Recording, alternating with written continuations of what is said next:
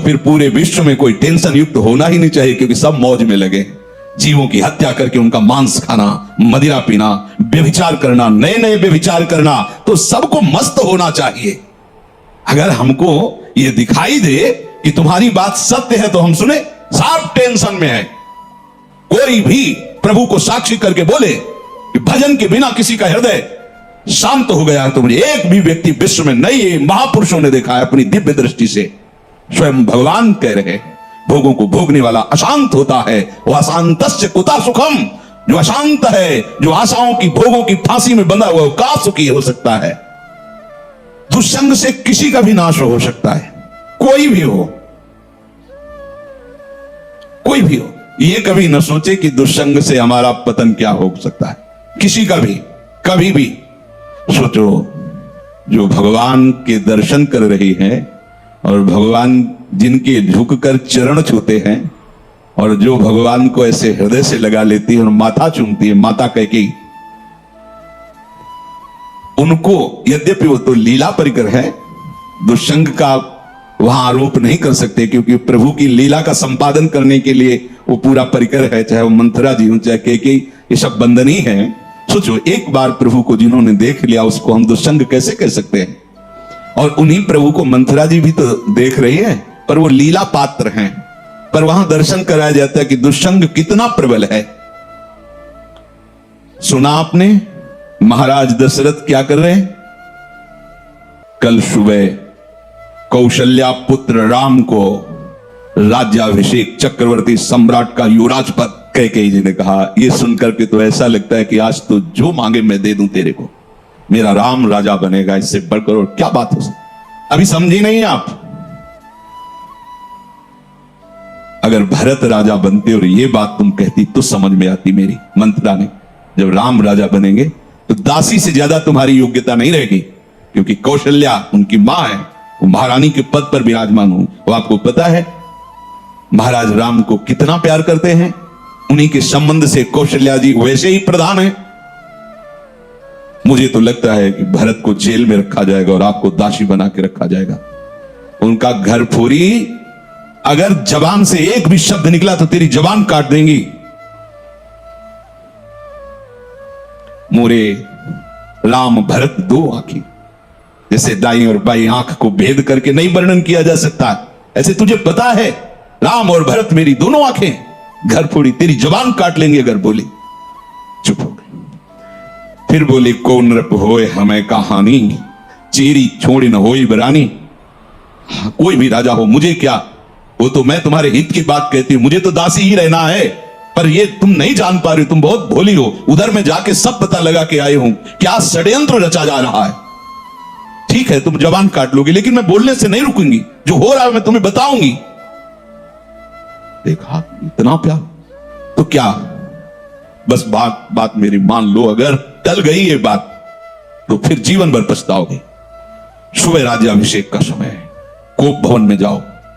महाराज ने वरदान देने की बात आपको कही थी, आप वरदान मांग लेना, मान लो मेरी बात। चढ़ने लगी बात और उठकर चली गई कोप भवन में। जब महाराज को पता चला, महाराज आए, तुम्हें कोप भवन में आने की क्या आवश्यकता थी? तुम तो केवल सूचना दे दी थी, क्या मांग है तुम्हारी? ऐसे बलवान थे महाराज दशरथ कि देवराज इंद्र सहायता के लिए बुलाते थे जब असुरों से संग्राम होता, और भगवान के पिता बनने का सौभाग्य मिला। साफ बल ऐश्वर्य संपन्न महात्मा थे महाराज दशरथ जी। उनका केवल आप मीठी मीठी बातें करते रहते, अपने वचनों पर तो दृढ़ नहीं रहते। कैसी बात करो, रघुवंशी और अपने वचन पर दृढ़ ना होना। रघुवंशियों की आन बान शान है कि प्राण त्याग देते पर वचन नहीं त्यागते। क्या है उनका? आपने कहा था 2 वरदान, तो हंस दिए। उनका 2 क्या, 2 की जगह 4 मांग लो, क्या चाहिए तुम्हें?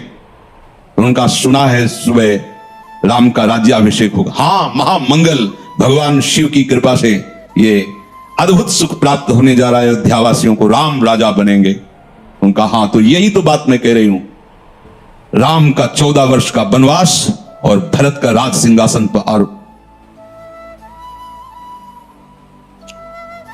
महाराज सोच भी नहीं सकते थे, अवाक रह गए। ये क्या? बस यही तो हम कह रहे हैं ना, मीठी मीठी केवल बातें करते हो।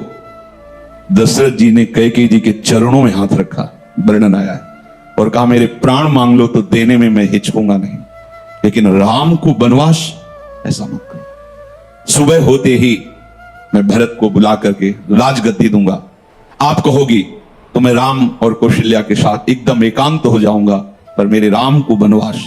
बस हम यही तो कह रहे थे कि मीठी मीठी केवल बातें। आप एक तरह से मूर्छित हो गए महाराज।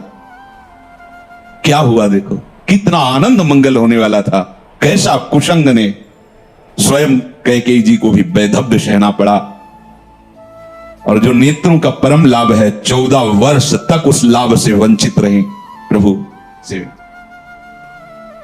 दुष्संग हरि गुरु से ऐसे क्षण में अलग कर सकता है। बहुत जैसे सत्संग में सामर्थ्य है कि लौ मात्र का सत्संग स्वर्ग और भोग मोक्ष आदि का त्यागी बना सकता है, तो वैसे कुसंग भी कम नहीं है। अगर वो सही कुसंग मिल जाए तो परम पद से भी भ्रष्ट करने का वो मार्ग रच सकता है। इसलिए कहने कि दुस्संगः सर्वथैव त्याज्यः। किसे हम समझे कि दुस्संग होने जा रहा है, तो शास्त्र कहता है यद्य शब्दि पथि पुनः शिष्णोदर कृतोद्यमैः आस्थितो रमते जंतुस् तमो विशति पूर्ववत् सत्यम शौचम दया मौनम बुद्धि स्त्रीर्यशः क्षमा समो दमो भगश्चेति यत्संगाद्याति संशयम् ते स्वशान्तेषु मूढ़ेषु खंडितात्मस्व साधुषु संगम न कुर्यात् छोच्चेषु योषित क्रीड़ा मृगेषु च। जो केवल रसेंद्री के स्वाद में और जनेन्द्री के भोग में है, उसका कभी भी संग नहीं करना चाहिए।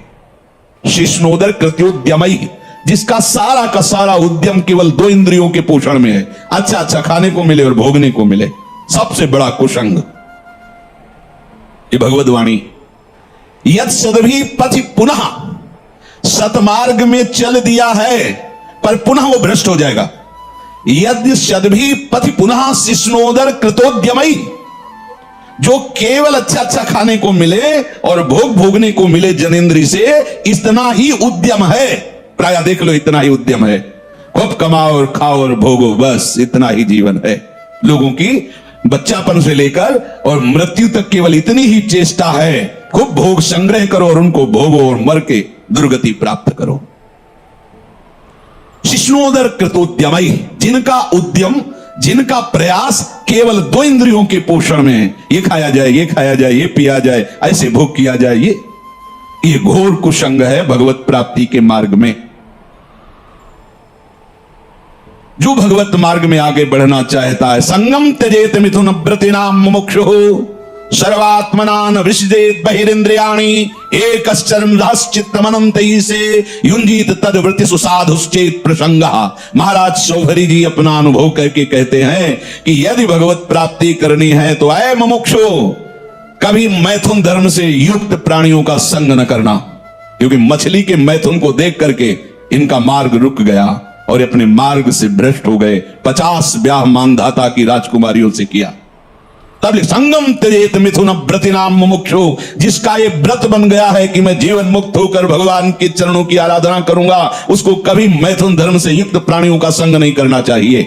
स्पष्ट आदेश है, संगम त्यजेत मिथुन व्रतिनाम मुमुक्षु सर्वात्मनान विसृजेत बहिरिंद्रियाणि। अपनी इंद्रियों को बहिर्मुख मत होने दो, अंदर ही अंदर भगवत चिंतन परायण रहो। शिष्णोदर कृत्योद्यमई जो हैं उनसे दूर रहो, जिनका उद्यम केवल रसेंद्री और जनेन्द्री की पुष्ट करने में है, ऐसे कुसंग का त्याग करो। जो नीच पुरुषों का संग कर लेता है, बड़ा रंग चढ़ता है। अजामिल सात्विक भाव वाला है, उत्तम कुल से है और अपने धर्म का आचरण करने वाला है, और आज भी वो यज्ञ के लिए ही समिधा लेने जा रहा है, लेकिन वहां वन में एक वैश्या के साथ एक धनी शूद्र बड़ी ही मलिनता पूर्वक आचरण करता दिखाई दिया।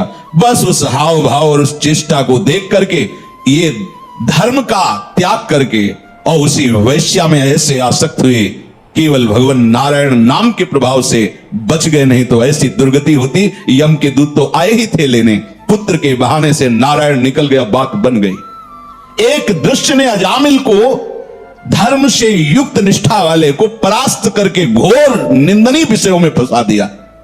एक दृश्य ने मछली की मैथुन क्रीड़ा ने महाराज सौभरी को फंसा दिया।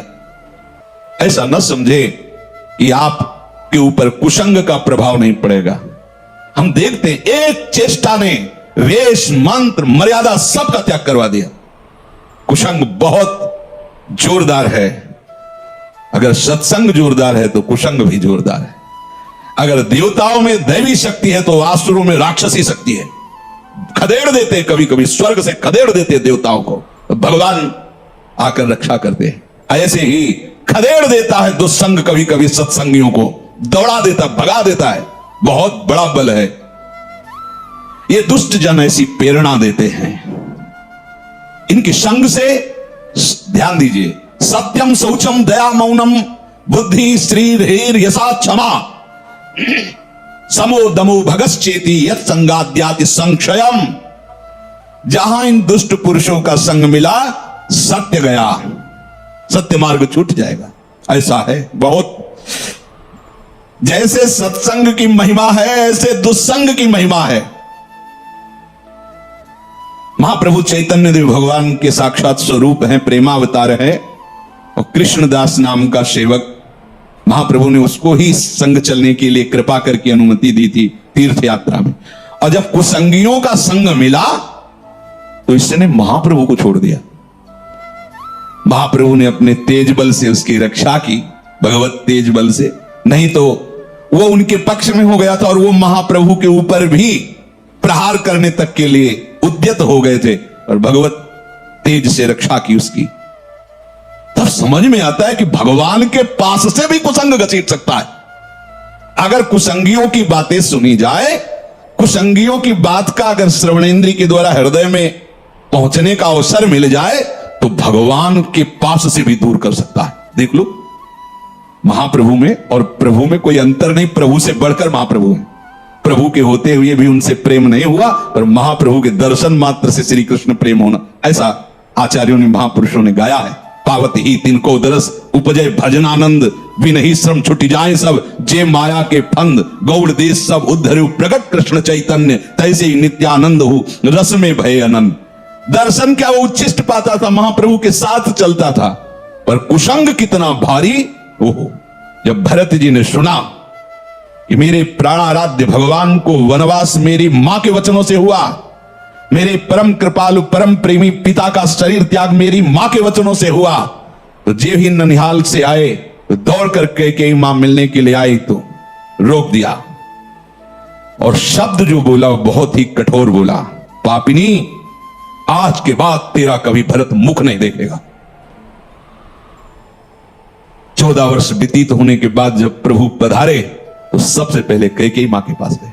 बड़े करुणा में मर्यादा पुरुषोत्तम, हृदय से लिपट कर कैकेयी जी रोई और कहा, बेटा एक इच्छा है, जब से ये लीला हुई तब से आज तक भरत ने कभी मां नहीं। तुम आदेश करोगे तो एक बार वो मां कह देंगे तो मेरा हृदय जो जल रहा है शांत, एक बार केवल मां कह दे। प्रभु कुछ बोल नहीं पाए, विचार किया। भरत जैसे महाभागवत एक बार जो निश्चय कर ले उसे टाला नहीं जा सकता, और भरत मेरी आज्ञा को नहीं टाल सकता। अब ऐसी परिस्थिति में निश्चित वो प्राण त्याग देगा। अगर हमने कहा कि कैकेयी जी को मां बोल दो तो मेरी आज्ञा उल्लंघन नहीं करेगा, और निश्चय इतना प्रबल है इसलिए दोनों बातों की रक्षा के लिए प्राण त्याग देगा। दूसरे भगवान ने कहा ही नहीं, जीवन में कभी मां नहीं कहा। साष्टांग प्रणाम करके हाथ जोड़कर ग्रीवा झुकाकर खड़े होते थे प्रहलाद जी हिरण्यकश्यप के सामने। जब उसने भगवान श्री हरि की निंदा की तो दैत्यराज कह के संबोधन किया, पिताश्री कह के संबोधन नहीं किया। जाके प्रिय राम वैदे। कोई दुष्संग कहीं भी हो सकता है, बता रहे हैं, वृत्ति से हो सकता है, व्यक्ति से हो सकता है। तो प्रभु कह रहे हैं, स्वयं ये भगवान के वचन है कि बरु भल बास नरक करताता, दुष्ट संग जनि देई विधाता। भले नरक का वास हो जाए तो अच्छा है, उससे पाप क्षीण होंगे, लेकिन दुष्ट का संग ठीक नहीं। दुष्ट का वास, दुष्ट का संग, दुष्ट से मित्रता, दुष्ट से संभाषण बिल्कुल ठीक नहीं। बरु भल बास नरक करता, भले नरक में हमें वास मिले लेकिन दुष्ट का संग ना मिले।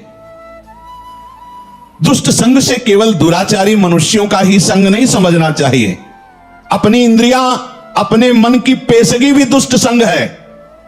ये जो हमारा मन भगवत भजन के विपरीत प्रेरणा कर रहा है, ये बहुत सुंदर है, ये अच्छा है, ऐसा देख लें, वो सुन लें, वो भोग लें, ये भी दुष्ट संग है। ये इंद्रियां दुष्ट हैं, ये मन दुष्ट है, जब तक ये संतुष्ट नहीं हो जाते। और इनके संतोष होने का एक ही कारण भजन, दूसरा नहीं। माता देवहूति जी भगवान कपिल देव जी से कहती हैं, भगवान भोगों को भोगते हुए दुष्ट इंद्रियां कभी तृप्त नहीं हुई, आज भी चला रहे। जबकि महान योगेश्वर से संपन्न भगवान करदम जी ने ऐसी रचना रची थी, तो कपिल देव जी से कह रहे कि भगवान ये दुष्ट इंद्रियों के द्वारा ऐसे दिव्य भोगों को भोगने पर भी आज तक तृप्ति नहीं। ये दुष्ट शब्द उच्चारण किया इंद्रियों के लिए, ये मन बड़ा दुष्ट है। जब तक ये भगवदाकार नहीं हो जाता तब तक अपना मन, अपनी इंद्रियां, इनसे सावधान रहे। ये कुसंग है। हर बात मन की मानना, इंद्रियों की मानना, हर बात मन और इंद्रियों की अपनी मानना, ये बहुत घाटे का सौदा है। जब ये तुम्हें मन और इंद्रियां भोगों का चिंतन करा रहे, तुरंत काटिए। हमने आपको बताया सत्संग में कि नाम जोर से उच्चारण कीजिए तो संस्कार नहीं बनने देगा, उसकी चाल है। और जहां आप उसमें थोड़ा सा मिल गए तो ध्यायतो विषयान पुंसा संगस्तेषु उपजायते। जहां विषय ध्यान शुरू हुआ, पूर्व का भोगा हुआ या सुना हुआ या पढ़ा हुआ या देखा हुआ, जहां उस पे एकाग्र हुए, कुछ करो या न करो, जो उसका परिणाम हो तो हो गया, तुम्हारा अंतःकरण गंदा हो गया। क्रिया तो बाद में होती है, अंतःकरण पहले गंदा होता है। ध्यायतो विषयान पुंसा संगास्तेषु उपजायते। जहां विषयों का ध्यान सुखपूर्वक किया, ऐसे से ऐसा हो, ऐसे से, बस वो अंतःकरण को मलिन करके संकल्प बना देगा। और जहां संकल्प बना और संकल्प में बाधा पड़ी, प्रतिकूलता आई, तो क्रोध अपना अधिकार कर लेता है। संगात संजायते कामः, कामात् क्रोधो विजायते, क्रोधात् भवति सम्मोहः, सम्मोहात् स्मृति विभ्रमः, स्मृति भ्रंशात् बुद्धिनाशो, बुद्धिनाशात् प्रणश्यति, सर्वनाश हो गया। इसलिए कल्याण पथ पर, भगवत मार्ग पर चलने वाले उपासक को विषय चिंतन को भी दुष्ट संग समझना चाहिए। विषय चिंतन बड़ा भारी अंदर का दुष्संग है। बाहर से भाग के तो एकांत हो गए, लेकिन अंदर उसे भगाने के लिए नाम समर्थ है। नाम न छूटे तो कोई भी दुष्संग तुम्हारे ऊपर प्रभाव नहीं डाल सकता, आएगा, प्रभाव नहीं डाल सकता। कोई भी दुष्चिंतन अपना संस्कार स्थापित नहीं कर सकता। इसलिए निरंतर नाम जप करते हुए दुष्संग से बचना। जब दुष्संग से बचेंगे तब आपके अंदर भजन भाव की वृत्ति से एकांत स्थान की चाह होने लगेगी। कोई मुझसे मिले ना, कोई बात ना करे, बस चुपचाप निरंतर नाम चल रहा है, वाणी चल रही है। स्वाध्याय अत्यंत आवश्यक है। अगर आप थोड़ा भी हिंदी पढ़ लेते हो तो आपको स्वाध्याय जरूर करना चाहिए। आस्तिकता की आधारशिलाएं, साधक में साधुता, प्रेम दर्शन, श्रीमद् भागवत, श्रीमद् भगवत गीता जी। बिल्कुल संप्रदायवाद की बात मत करो, सीधे जैसा कहें वैसा चलो। इन वाणियों के पढ़ने से तुम्हें समझ में आएगा कि परमार्थ किसे कहते हैं। ये बहुत ऊंची बात है, प्रेम की बातें, प्रेम की ऊंची ऊंची करते हैं, और बस स्थिति कहां है अपने अपने हृदय की देख लो। हमें स्थिति चाहिए, बातें नहीं। बातों से पेट नहीं भरता, बातों से प्रीति नहीं होती, स्थिति चाहिए। जब तक आप सिद्धांत को नहीं समझोगे तब तक बातें ऊंचे सहचरी भाव की, गोपी भाव की, सखा भाव की, और स्थिति नहीं है एक साधारण धर्म की। जो व्यभिचारी है, जो मनमुखी है, जो स्वेच्छाचारी, वो कौन से भाव में बैठा है? देह भाव में। देह भाव का तो पूरे संसार में ही प्रचार प्रसार हो रहा है। देह भाव ही तो दुर्गति का कारण है। अब उसके उपासक के हृदय में जो दुस्संग से सर्वथा बच रहा है, भीतर और बाहर से, तो विविक्त स्थानम सेवते। जैसे आप यहां बैठे हो, आप एकांत में हो, एक के सिवा कोई चर्चा नहीं, एक के सिवा कोई गान नहीं, एक के सिवा कोई सेवा नहीं, एक के सिवा कोई वार्ता नहीं, उसे एकांत कहते हैं। एकांत का मतलब किसी कमरे में या गुफा में बैठ जाना नहीं। अगर वहां है और दुस्संग निवृत्ति का तुमने उपाय नहीं जाना तो वही दुस्संग हो जाएगा। अंदर से ही दुस्संग, अकेला बैठे बैठे अपने आप को फंसा देगा। और इतनी सभा बैठी, इस समय सब कहां हो? केवल सत्य में हो। सत्य ही वो एक है, और उसी एक में स्थित रहना एकांत कहते हैं। एक के बाद और कोई स्मृति ना उसे एकांत कहते हैं। और एक ही वो परमात्मा है, एको हम बहुश्यामा, वही बहुत रूपों में, यही जान जाना संसार से मुक्त हो जाना है। तो यो विविक्त स्थानम सेवते, उसके हृदय में एकांत स्थान के सेवन का भाव आता है। एकांत स्थान से सीधे हम बहिर्मुख हैं तो बाहर बात चली जाती, कहीं किसी नदी के किनारे, कहीं किसी जंगल में, कहीं किसी गुफा में, नहीं, उसका अब एक प्रभु के सिवा और कोई चिंतन न हो, ऐसा भाव आता है। इसके लिए हमें दुष्संग से बचना है, पर दुष्संग से बचने के लिए सत्संग अनिवार्य है। अगर सत्संग नहीं तो दुष्संग की पहचान ही नहीं हो पाएगी, दुष्संग से बचाव की कला ही नहीं आएगी। तो कहते हैं यो लोक बंध मुन्मूलयति, जिसने लौकिक रिश्तों को बिल्कुल तोड़ दिया है। बहुत खतरनाक ये संबंध है, लौकिक संबंध। यो लोक बंध मुन्मूलयति। एक सन्यासी जी वाराणसी में हमें मिले थे। उनका परिवार एक गांव है कानपुर जिले में, वहां से है। बहुत पहले जैसे सुना जाता है कि परिवार वाले आए तो संत भाग गए, वो नहीं मिले, दूर रहे। क्या है, ज्ञानी हो, महात्मा हो, क्या मिलना चाहिए। पर यह बात जो महापुरुषों के जीवन से में समझ में आती है कि चाहे जितना हम दूर रहें उनसे, पर मायाकृत संबंध का ऐसा संस्कार बैठ जाता है कि ये हमारे भाई हैं, ये दिमाग में रहता है। भले वो शिष्य बन जाए, पर गुरु भाव गौड़ होगा, मुख्य भाव होगा कि मेरा छोटा भाई या बड़ा भाई है, मेरे ताऊ है या काका है या चाचा है या जीजा, जो भी लोग संबंध। वो प्रयाग में घाटों में मिलते थे, विश्वनाथ जी का प्रसाद दिया करते थे। स्वामी जी बहुत चिंतित दिखाई देते थे। दिन पूछा, स्वामी जी आपकी चिंता का कारण क्या है? उनका बहुत बड़ी गलती हो गई है, मैं उसी गलती से जल रहा हूं। तो क्या गलती हो गई आपसे, ऐसा क्या अपराध है जो आप सन्यासी दंडी महात्मा? तो उनका क्या है कि जब से हम सन्यासी बने 25 वर्ष हो गए, छोटा भाई मिलने आया करता था, तो हमें कुछ ना कुछ दक्षिणा मिलती थी, तो उसे एकत्रित किए थे। तो उस समय उन्होंने कहा 90,000 रुपया हमारे पास थे। उसने आके रो के कहा कि बेटी का ब्याह है और मुझे दे दीजिए, तो कुछ व्यवस्था करा दीजिए। तो हमें लगा कि कन्या का ब्याह, कोई बात नहीं, दे दिया। ब्याह हुआ, दूल्हा मर गया ब्याह के बाद ही। जो हम अपने बड़े जनों से बात की तो उनका तुम्हारे द्वारा एक कृत्य जो हुआ बहुत गलत हुआ। विरक्त का जो पैसा होता है वो जहर होता है, वो गृहस्थ का नाश करने वाला होता है। तुमने ऐसा कैसे कर दिया? ये तुम्हारे पैसे का प्रभाव है किसकी? बोले तब से मैं चल रहा हूं, अब इसका क्या उपाय हो सकता है? मेरे द्वारा बहुत बड़ी गलती हो गई। ये जो लोक संबंध है ये बड़ी ऊंचाई से घसीट लेता है। भजन के लिए कोई भी भजन करो।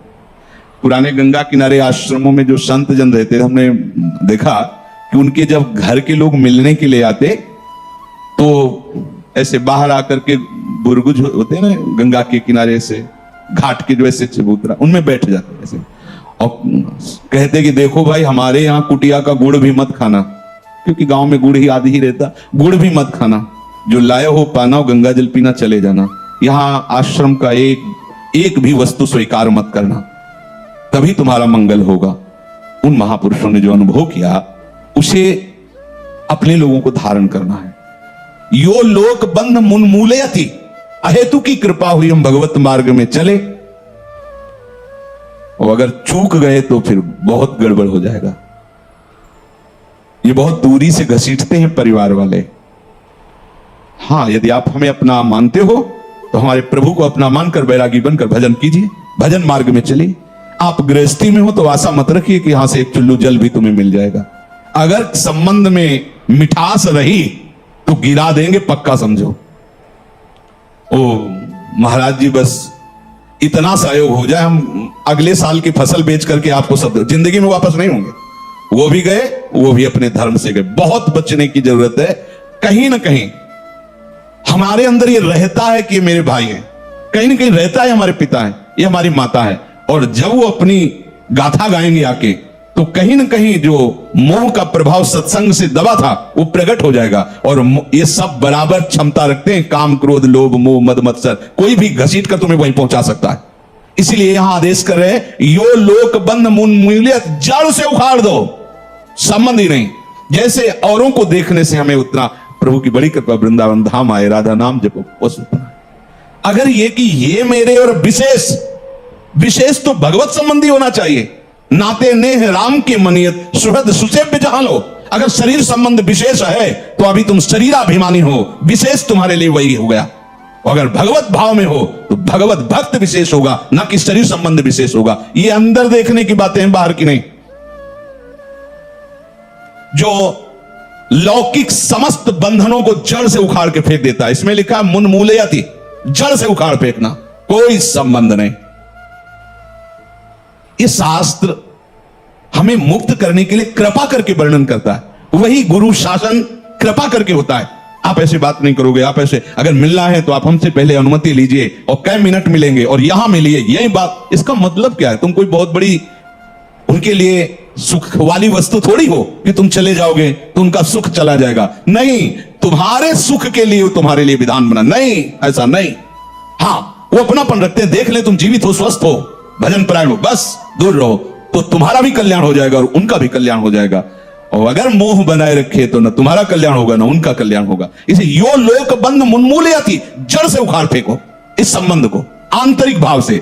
और एक दिव्य संबंध जो हमारा स्थायी है, सब में मेरा प्रभु रमा हुआ है, हम उसी भगवत भाव से सबका पूजन करें। अगर भगवत भाव नहीं है, वो आप जानते हैं, और ये है कि ये मेरा शरीर संबंधी है, तो उदासीनता अत्यंत आवश्यक है। उदासीनता ही उसकी जड़ को नष्ट कर देगी, ना मैत्री ना शत्रुता।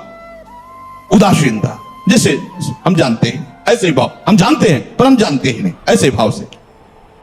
काल रूपी शिकारी धनुष पर विष का बाण चढ़ा चुका है, तुम ठीक निशाने पे हो, होश में हो जाओ। अगर अब कोई तुम्हें निशाने से बचा सकता है तो काल का भी महाकाल हरि बचा सकता है, दूसरा कोई नहीं। आए अचानक बांधे, यम के दूत आकर अचानक बंधन में डाल करके ले जाते हैं। अब वो निर्णय कर रहे, झूठे जग से ने छोड़कर साचो हरिनाम उचारो। चरणदास सुखदेव कहते हैं अपना भला विचारो, इसी में अपना भला है। तो क्या करें? घर परिवार छोड़कर तुम्हारी तरह बाबा जी बन जाए? बाबा जी बनने से भगवत प्राप्ति नहीं होती। अगर आप बाबा जी बाहरी बात को ले रहे हैं तो उसको समझ लीजिए, बाबा जी बनने से भगवत प्राप्ति नहीं होती, प्रभु के होने से भगवत प्राप्ति होती है। वो आप चाहे गृहस्थ वेश में रहकर बनो या आप विरक्त वेश, दो मार्ग शास्त्रों ने स्थापित किए हैं, वो प्रभु के लिए। अगर वेश बदल लिया है और परिवार का राग है, भोगों का राग है, संसार की सत्यता का भान हो रहा है कि सब सत्य है, कोई फर्क नहीं पड़ता। वेश परिवर्तन से कोई फर्क नहीं पड़ता। गधे की पीठ में चाहे मिट्टी ला दो, चाहे कबाड़ ला दो, चाहे बेद ला दो, उसको बाहर से मतलब है। शरीर में चाहे लाल कपड़ा पहनो, चाहे सफेद पहनो, चाहे काला पहनो, चाहे नीला पहनो, चाहे पीला पहनो, ये तो वस्त्र है। आपका उद्देश्य क्या हुआ? आपका अपनापन कहां गया? ये खास बात है। कहीं ऐसा नहीं लिखा कि बाबा जी बनने से वो मोक्ष पद प्राप्त, नहीं। जहां संत की बात आएगी वहां लक्षण होंगे, जहां भगवत प्राप्ति की बात आएगी वहां मन का प्रभु में तन्मयता होना, प्रभु में डूबना, प्रभु के चिंतन में मगन होना होगा। वो चाहे गृहस्थ हो चाहे विरक्त हो, दोनों के। एक है कि संसार का व्यवहार पसंद नहीं तो निवृत्ति मार्ग का पथिक बन गया, और एक है कि संसार के व्यवहार को भगवत स्वरूप समझकर, भगवत अर्पित करते हुए अपने को प्रभु का मानकर, प्रभु को अपना मानकर चल रहा है, ठीक वैसे ही भगवत प्राप्ति उसको भी होगी। हम लोग जब सत्संग में बात सुनते हैं तो निर्णय करने के लिए हमारा ही हृदय होता है। अब लगा कि नहीं ठीक है, भजन तो करना है, पर हम ऐसा नहीं है कि कर्तव्य के लिए रुक रहे, पर कुछ समय अब हम लेंगे, फटाफट सब निपटा के। तो तुमसे भी चतुर काल है, वो उतने ही समय में तुम्हें निपटा देगा। बहुत चतुर है। हमने बहुत से लोगों के मुंह से सुना है कि बस ये काम हो जाए हम आए, आज तक वो लौट के नहीं आ पाए, क्योंकि वो गली ऐसी है। क्या है? बहुत दलदल है आगे। जो गया ना मोह कलिल में डूबा, अब निकल पाना बड़ा मुश्किल है। सत्संग में इतना सामर्थ्य है कि अभी आप सुन रहे हो, अभी आपको ऐसे सब ऐसे लगेगा, ऐसे ऐसे निकल जाएंगे, और गेट के बाहर होइएगा, वो हवा लगने दीजिए, तब लगे कैसे निकले। ऐसी प्रचंड माया है। इसीलिए तन ही राख सत्संग में तो मन ही प्रेम रस भेयो, तब मन प्रेम रस में बराबर सत्संग होता रहे, बराबर साधु संग मिले। ऐ साधु, ये तमाशा है, तमाशा बस 2 घड़ी का तमाशा है। यहां जितने इकट्ठे हुए हो ये सब मिल नहीं सकते। माता पिता भाई बंधु सब बिछुड़ते चले जा रहे हैं। जो ही आकर सब इकट्ठे मिले हुए कभी इकट्ठे नहीं रह सकते। ये कुछ समय का है, संतों ने इसे 2 घड़ी का ऐसे ऐसे व्यतीत हुआ। हम लोग परिवार को अपना मैं मानकर, मेरा मानकर के जो पोषित कर रहे हैं वो कुछ समय के लिए है। जैसे नाव नदी के ऊपर बाट बटाओ आए, मिल मिल जुदे होए पल माही आप को जावे। जैसे नदी पार करने के लिए 50 लोग इकट्ठे हुए नाव में बैठे, नाव किनारे पहुंचे, सब अपने अपने मार्ग को चले जाते, कोई किसी का साथ नहीं देता है। ऐसे ही मृत्यु का समय आया, आप कितना भी प्यार करो वो लौट के आपसे पूछने के लिए नहीं आएगा आप कैसे हो, या आपने कितना भी सबके लिए किया है, मोह से युक्त होकर अपना जीवन, विशेष जीवन आपने दे दिया, लेकिन आपकी क्या दुर्गति होगी किसी को कोई परवाह नहीं है। फूंकता आपके 10-5 दिन में वो जो दिन क्रिया हुई, इसके बाद सब मौज मस्ती में होते हैं। कोई तुम्हारा चिंतन, कोई तुम्हारा नाम नहीं लेगा, कोई तुम्हारे लिए आंसू नहीं बहाएगा। वो अगर कोई रोता है तो हमने सुना है कैसे रोता है। आज तक हमने जो कहा वही इन्होंने पूरा किया, मतलब अपनी कामनाओं की पूर्ति के लिए रोता है। अब कौन हमारी बात सुनेगा? तुम कितना हमें चाहते थे, कोई नहीं इतना चाहता। क्या कह के रो रहा है? क्या कह के रो रहा है? अपनी कामनाओं की, स्वार्थ की पूर्ति के लिए रो रहा है, तुम्हारे लिए नहीं रो रहा वो। ये भगवान का बगीचा है संसार, रंग बिरंगे फूल हैं। कुछ तो कली ही मुरझाकर नष्ट हो जाती है, कुछ फूल खिलकर नष्ट हो जाते हैं, कुछ में ऐसी सुगंध आती, थोड़ा सुगंध फैलती, वो भी नष्ट हो जाते हैं। ये बगीचा केवल देखने में सुहावना लगता है, बड़ा भयावना। इसमें मृत्यु का तांडव हो रहा है। आप देखो, प्रतिपल मृत्यु भयावा, पर कैसी माया है। सामने वाला पतिंगा जला, फिर भी वो जाके उसी में जलता है। ऐसे फूंक के आ रहे हैं एक को, और उनको ये वैराग्य नहीं हो रहा कि मेरे शरीर की भी यही दशा होनी, मुझे कुछ कर लेना चाहिए।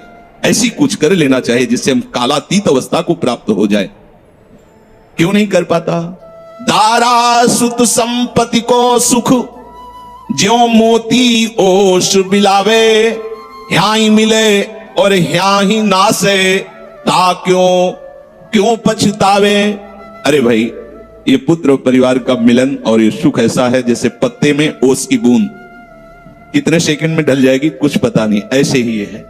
बड़े हर्षित हो रहे हैं, बाजे बजवा रहे हैं, बहुत दिनों बाद लड़का हुआ है, फूले नहीं समा रहे, और काल की अवधि बहुत आलू खत्म। अब वो बूंद जो है पत्ते में गिर गई। अब किस बात को लेकर यहां खुशी मनाई जाए, किस बात को लेकर हम यहां गर्व करें? बहुत सावधानी की जरूरत है। जो यहां मिला वो यहीं छूट जाएगा। आप जब जाओगे तो आपके साथ हरि भजन वो किया नहीं, आपके साथ ही हरि, उनको माना नहीं। क्या करो? कुछ दे दे क्या?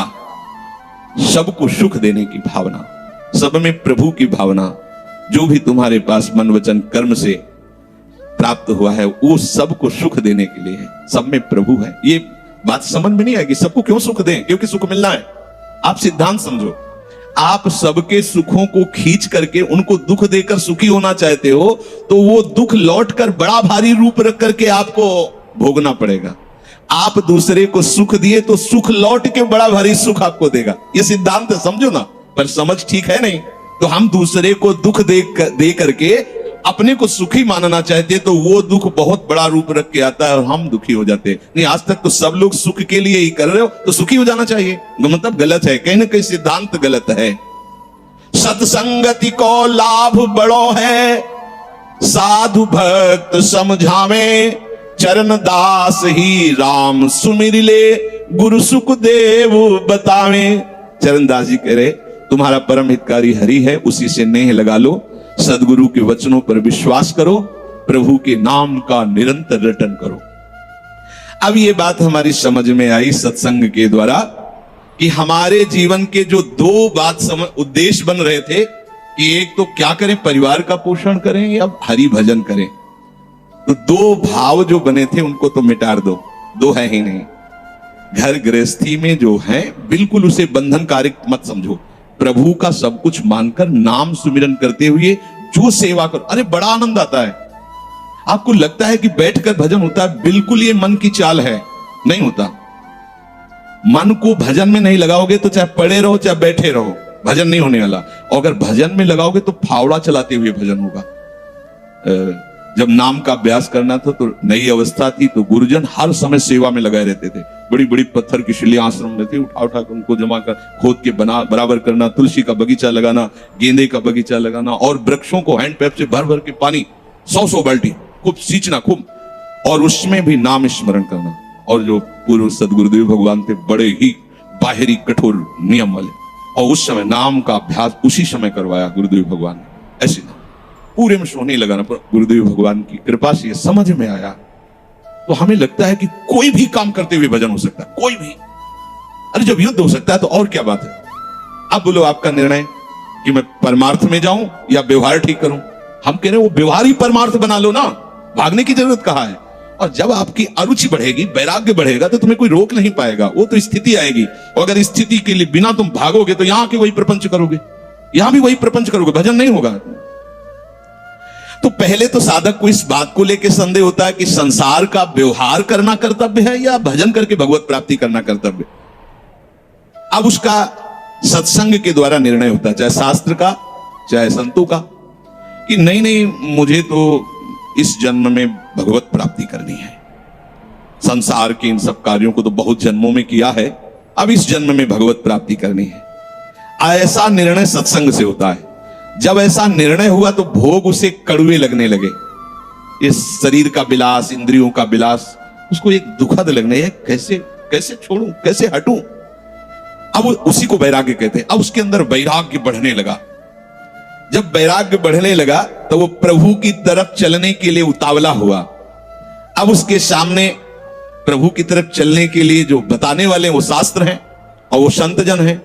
अब इतने संत जन हैं कि उनकी सबकी अलग अलग साधना है, अलग अलग उपासना है। इतने शास्त्र हैं कि उनकी अलग अलग धाराएं हैं, और बिना इसके कल्याण नहीं होगा। हर सब कोई कहता है हमारा मार्ग ठीक है, सब सिद्धांत कहते हैं इससे भगवत प्राप्ति, इससे भगवत प्राप्ति, इससे ऐसा, इससे। वो साधक फंस जाता है कि चलूं तो किसमें चलूं। उसके सामने साध्य और साधन विषयक तरह तरह के भेद साधकों के द्वारा, संतों के द्वारा, भक्तों के द्वारा डाले जाते हैं सामने। फिर शास्त्र को पढ़ता तो बहुत सी बातें शास्त्र में निकलती हैं, और वो बेचारा परेशान हो जाता है कि अब मैं क्या करूं। संसार का तो सत्संग के द्वारा समझ लिया कि ये ठीक नहीं, मुझे भगवत प्राप्ति, पर कैसे भगवत प्राप्ति करूं। अब इसका निर्णय करना उस नवीन साधक के लिए बहुत कठिन होता है। परंतु भगवत कृपा का जिसने आश्रय ले लिया वो यहां टिकता नहीं है इस संशय में। परमार्थ भगवत कृपा से पुष्ट होता है। सबसे पहले प्रभु हरि को गुरु बनाना चाहिए, वही सबके गुरु हैं। जब हम घर से निकलने की सोच रहे हैं उस समय वो सोच भी गुरु दे रहा है, वो हरि गुरु उस समय सोच भी दे रहा है वही।